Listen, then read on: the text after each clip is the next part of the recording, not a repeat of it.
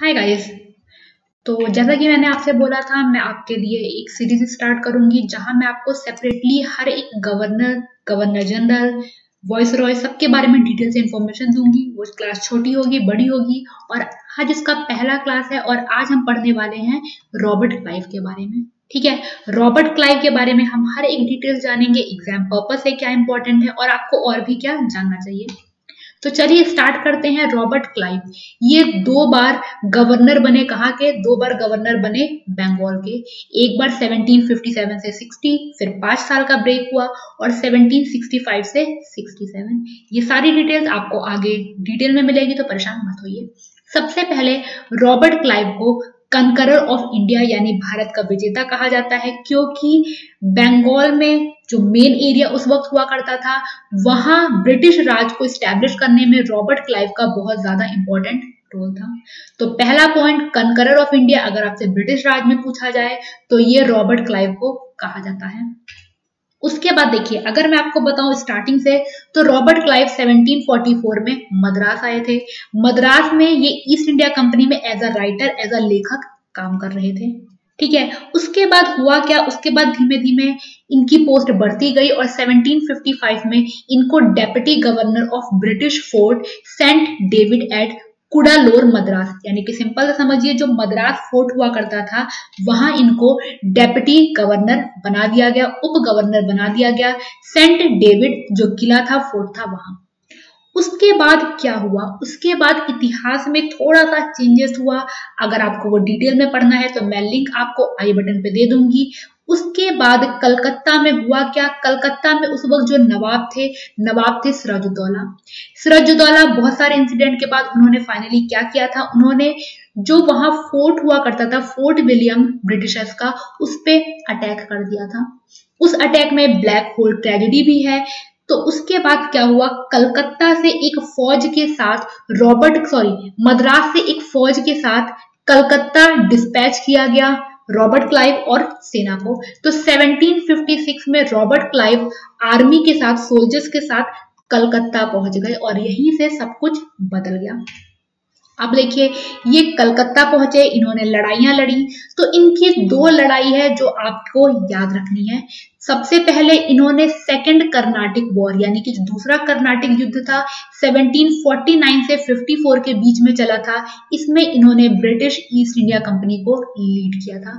तो आपको ध्यान रखना है, ये एग्जाम में क्वेश्चंस आता है।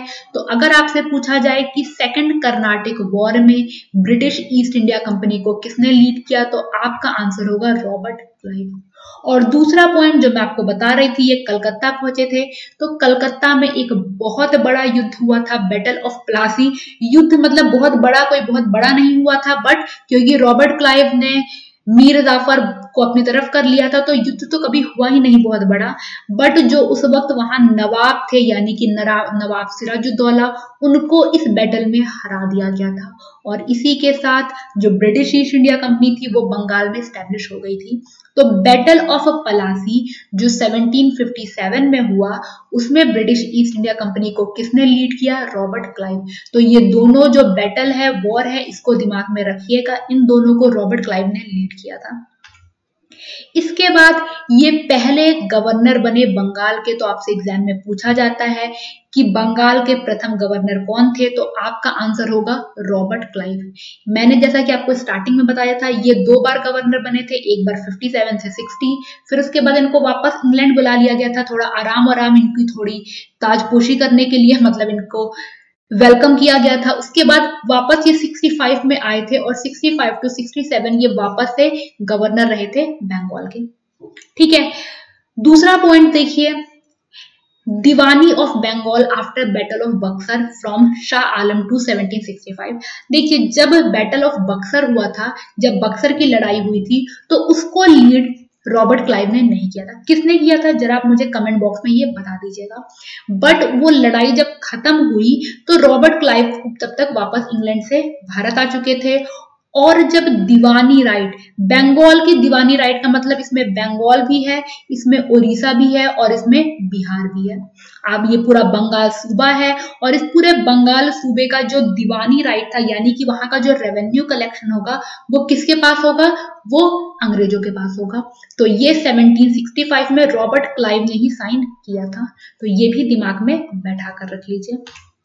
इसके बाद dual government system in Bengal, Bengal में दोहरी सरकार प्रणाली को किसने शुरू किया? आपका आंसर होगा रॉबर्ट क्लाइव। एग्जाम्स के ये सवाल है, आपसे पूछा जाता है।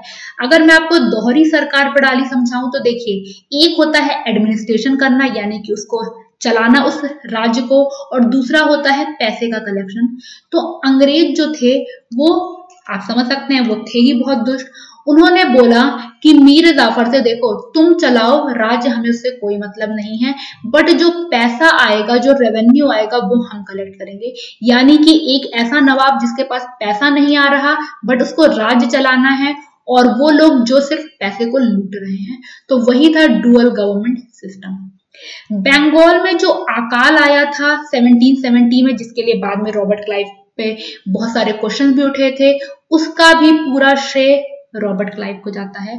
आपको पता ही है, एक टाइम ऐसा आया था कि 1770 में बंगाल को बिल्कुल चूस लिया था अंग्रेजों ने, और वो कौन थे? रॉबर्ट क्लाइव, जो उसको लीड कर रहे थे।